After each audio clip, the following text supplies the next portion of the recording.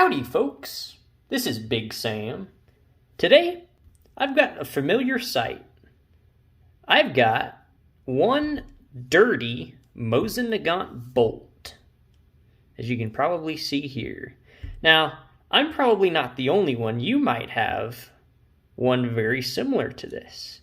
Today, what we're going to do is take a little bit of a closer look at this bolt, and then we're going to disassemble it.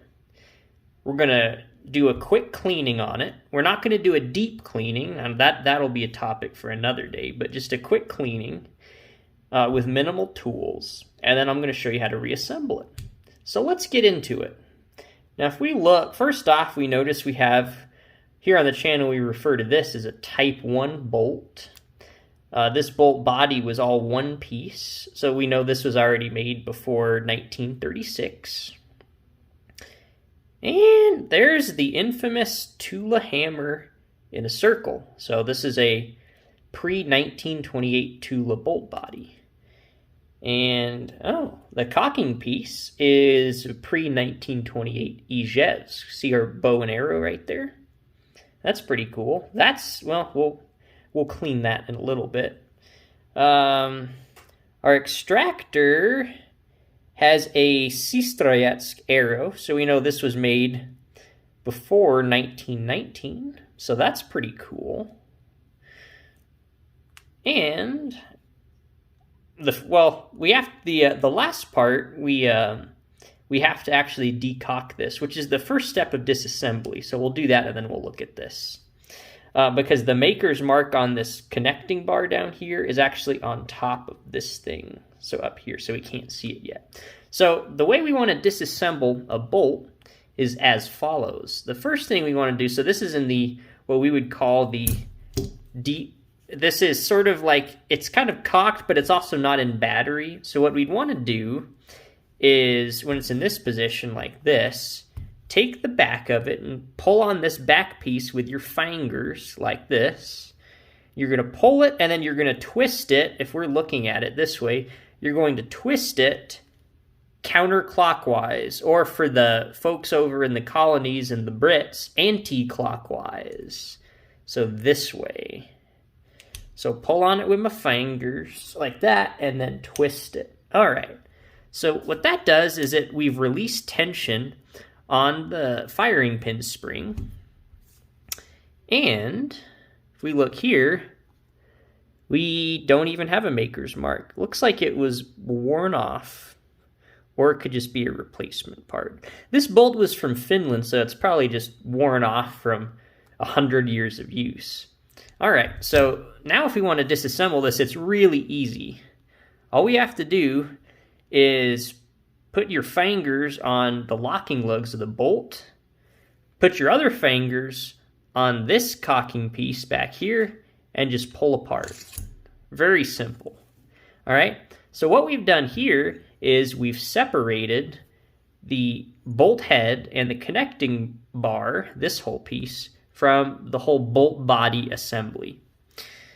So we're going to set this to the side here. We'll get to that in a little bit.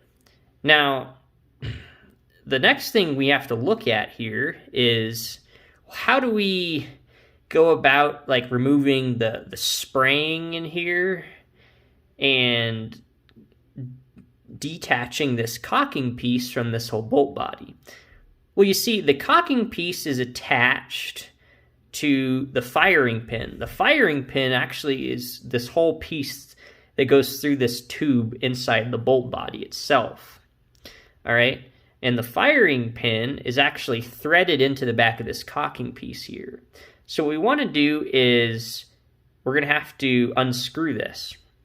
Now you might notice here that it's cut, so we can unscrew this with a flathead screwdriver. So that's one way to do this. Now another way is to hold your bolt body like this with your firing pin, press down on your bolt body here like this, press down, and then what you can do, because you're releasing tension, and this can move freely, then you can start to twist this off. So that's another thing you could do. We're not going to do either of those because both of those are way too much work. And you may not even have the correct tools to do that, like a screwdriver, what have you. Also, this is kind of a pain to deal with as well. So, how do we remedy this exactly? Well, that's a good question. The answer is actually this thing. This is going to be our tool. One of the great things about the Mosin Nagant is that as a whole body in itself, as the rifle in itself, as well as some of the parts, are quite ubiquitous and utilitarian. You can use a Mosin Nagant as a bottle opener, for instance, but we'll look at that in another day, probably. For this particular example, what we're going to do is remove our bolt head from the the connecting bar. So the way we're going to do that is to twist this, because you can see it turns on this little lug here. So we're going to twist this, and then what's going to happen is it's going to line up with our channel for the ejector. So we're going to turn that, pull it off. Very simple. That's all you got to do. So now we have our bolt disassembly tool. You may think this is a connecting bar, but it's not. This is actually a disassembly tool currently. So the way this is going to work is we take this guy, and you see here, he's actually got these two flat surfaces on the firing pin. We're actually going to take this surface, line it up here. Look at that. See that? It's not a coincidence that that lines up. So now what we can do is actually use this to turn the firing pin. And what that's going to do is actually unthread it from the cocking piece. And then it's going to fly forward, so we'll have to be a little bit careful about that. I'll show you. We're going to start turning it like this. Then look up here. You see, we're unthreading it. Look at that.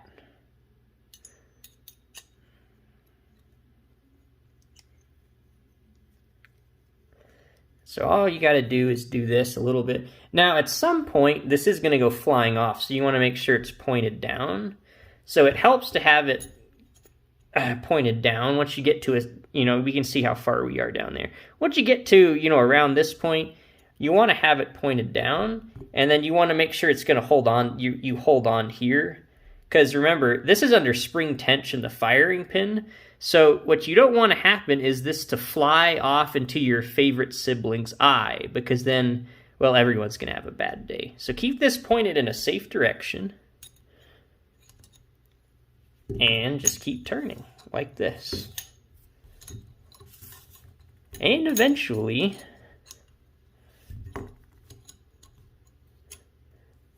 do you have to do it to a song? Row, row, row your boat gently down the stream. Oh, there we go. All right. So see, that wasn't too bad. So now we're all free. So what we can do is take this guy. See, he slides forward off like there. And then the cocking piece and the bolt body just fall off, right? Because the thing holding them together was this. Okay. So now, let's get all of our parts here and take a look at what we have.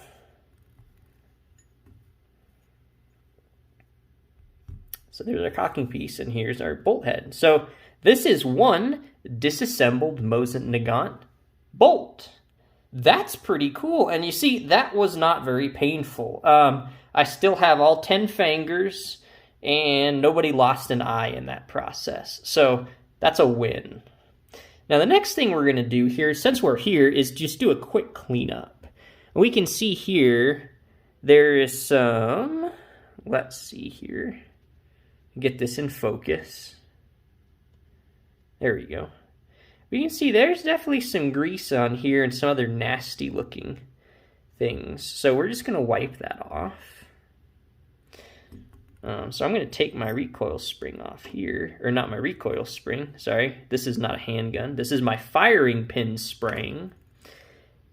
And now I'm just going to take this and just get a cleaning patch and just wipe a lot of this off. This is really old grease in here. And this was probably applied by Finland sometime in the I don't even know. Maybe even the 1950s. This is probably pretty old stuff, so we want to get this off. So just sort of wipe this off like this, and then we can see there's some thicker stuff here. We'll get that off. For the thicker stuff, I'm going to get out my super secret tool. Is it not wanting to focus today on me? Okay, there we go. My super secret tool, the toothpick. Yes, you guessed it. Okay, so now the toothpick's great for scraping little surfaces like this. See this? Oh yeah. It doesn't take much, so that is not good. And that's just going to go over there.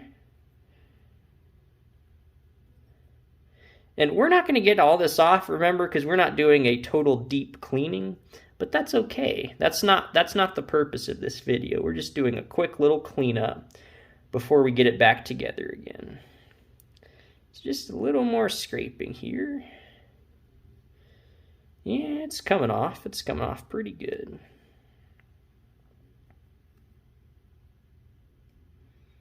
Come on, baby. All right, yeah, see, there's some just nastiness.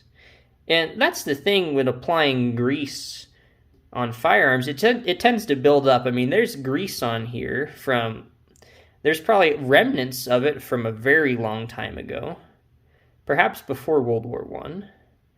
And, then maybe someone applied grease to it after World War I, and then Finland procured this, and then they put grease on it. And then the Winter War came around, and then they decided to put more grease on it, and then they put it in storage, and then in the 1950s they decided to put more grease on it, and as that happens, each layer of grease is going to get older, and it's going to start congealing and hardening into this. It's not good. It's kind of like when you have an avalanche, you have different layers of snow on top of each other. Now, hopefully this won't, the different portions of grease applied to each other won't kill you like an avalanche will, but it's the same sort of thing. You have these different layers, and each one has just weird, funky, different properties. Okay. So that's looking pretty good. A lot of this I can just wipe off here. Okay. It's not going to be perfect. That's okay. But it's looking pretty good. And there's one little neat secret here we're going to take a look at. So this is our firing pin. See this right here?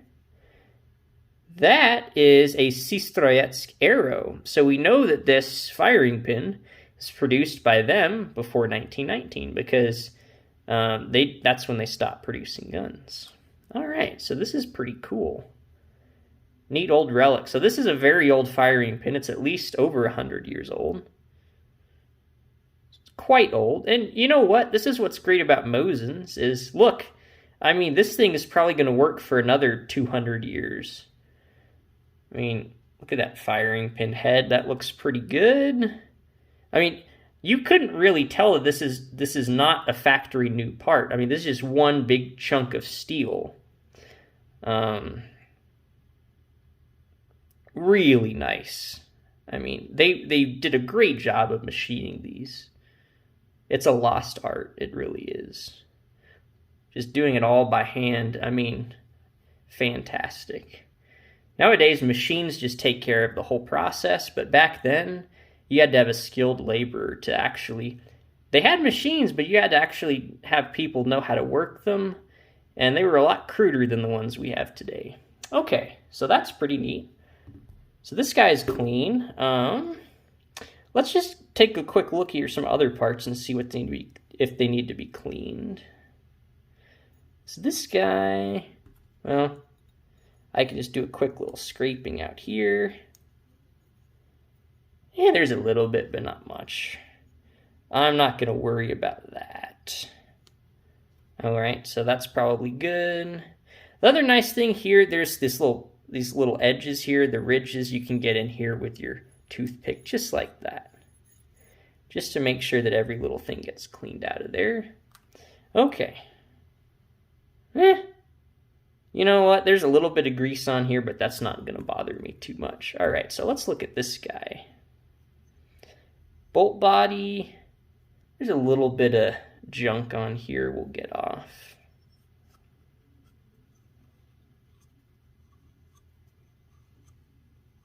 There's some in there too, but I'm not going to worry about that too much.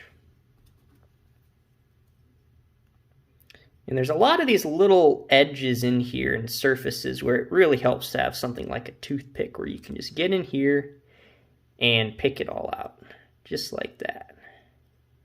Same up here as well. Yeah, let's get that off to the side here.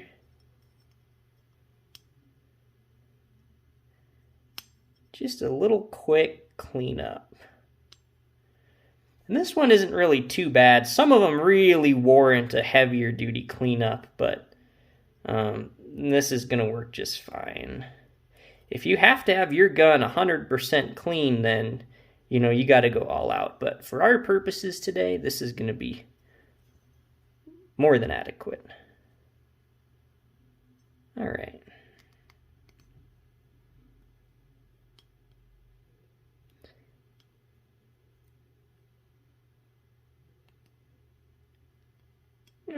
Get the last of these little surfaces here. Alrighty. Yeah. Yeah, I wouldn't pay for a better tool than this. I mean, it's hard to beat the mighty toothpick. A wise man once said the toothpick is mightier than the sword. Probably. Okay, so let's look at our bolt face here. Yeah, it's looking pretty good. The other thing I like about the toothpick, see that it has this little depression here on the sides. To really get in there, you need a toothpick, actually. And see how I can just scrape all... Like, what is that? Carbon and grease and all sorts of horrible things. So we're just going to wipe that off there. Just like this. And most people have a toothpick laying around there somewhere, or they can borrow one from someone that's currently using one, so it's not a big deal.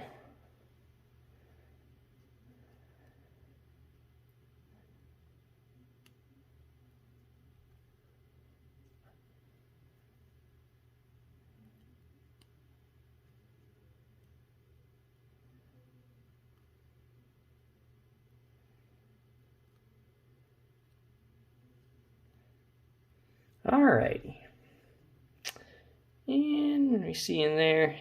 That looks fine. I'll quickly take the clean side of this guy and just kind of wipe him off there. Just give him a quick wipe off. We're not even using any sort of grease. I mean, we can lube this down with some CLP brake free here, but other than that, that's one of the things. Now see, sometimes if you're OCD, and a dirty Mosin may not be good for you because you might be here a while. See that? I kind of OCD over things like that.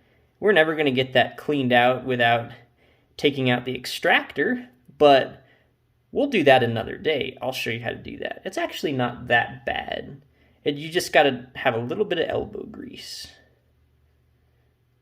Sometimes, if you really want to clean this out or you need to replace your extractor, or if for some reason it's broken. I've seen a couple that have just been broken, but generally if this extractor is broken, it's probably because somebody was trying to get it out and just did it wrong. And then it just like bent back and then just snapped.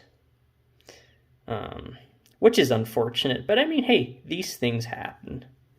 It's okay. You can get a new extractor for about $20 US, so... not the end of the world. Okay, so that's enough of that. Well, there's a little bit in here. I may need a bronze brush to really clean this bit off here. See, there's a little bit of rust. But since we don't have one today, we just have our toothpick. That's okay. And see, that's just character. That's not going to affect your rifle at all. You know, not a big deal.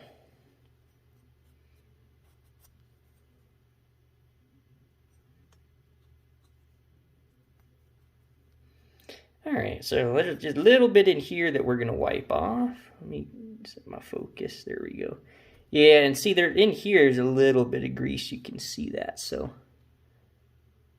I'm going to get rid of that. Ooh, what is that? I don't know. It's like a slime from another world, so we'll get rid of that. Okay. The otherworldly slime is mostly gone. Okay. Getting all that wiped off. There's some other junk in there.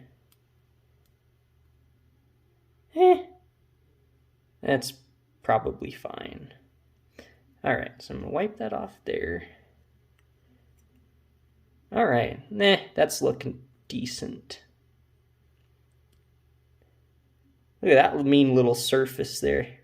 There was junk in there. That's where a toothpick is just a lifesaver. Alright, there's some more inspector markings for our Ijevsk caulking piece. That's pretty exciting.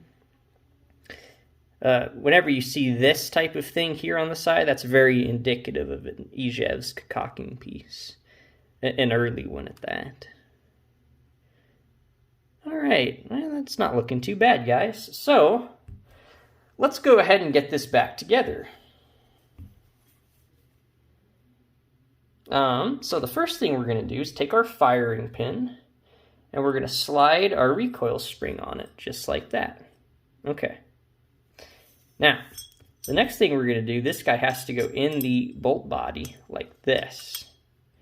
So then he's gonna get a point where he stops because the spring is gonna hit the back, and then it's gonna be springy like that. See, that's good.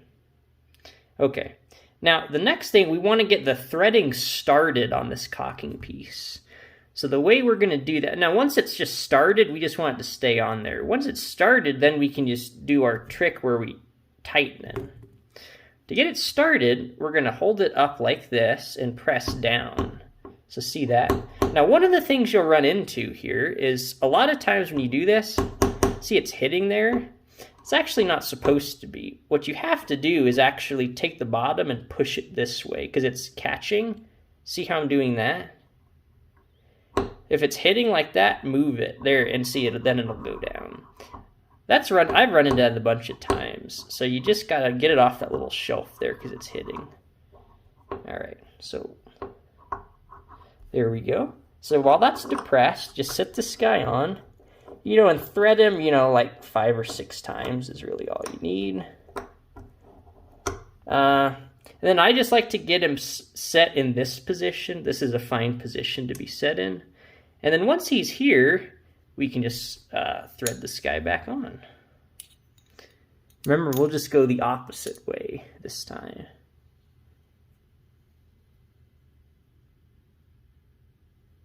And if you don't remember which way we're going, well,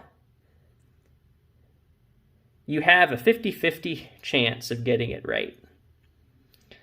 Hopefully, that's a better way to look at it than having a 50-50 chance of sending your siblings to the hospital. That would be bad.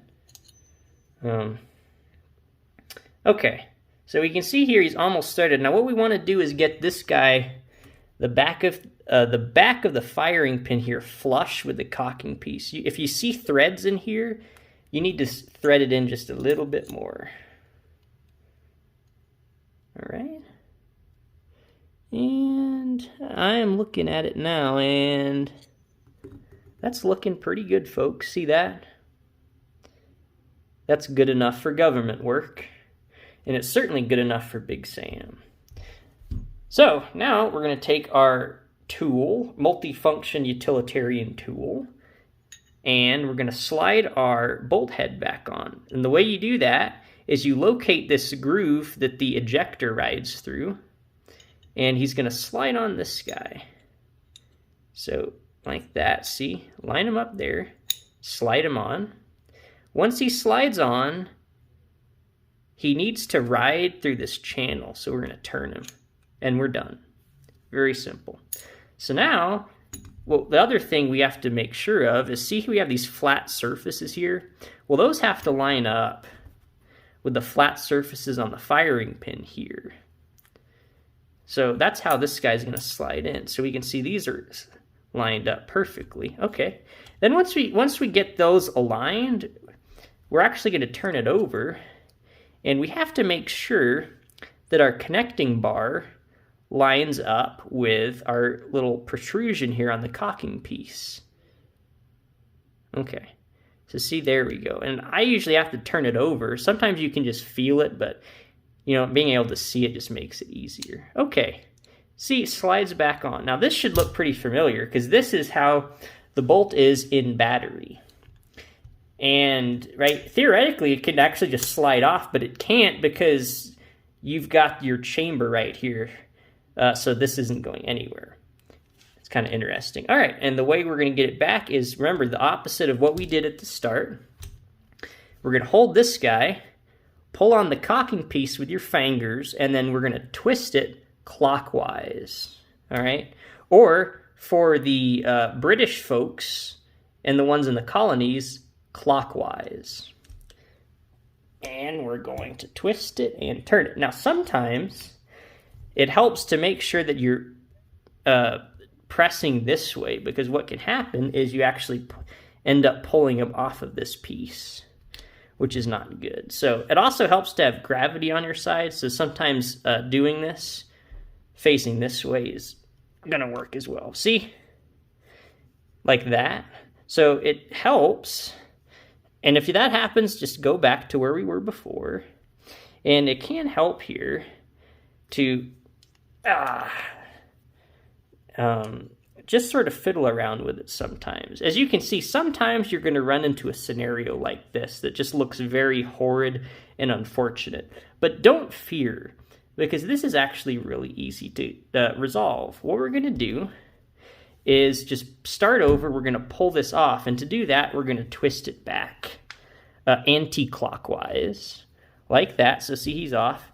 Now, what we're going to do is, you have to make sure this guy's actually turned all the way like that. All right, so now I can pull him back off and just start over.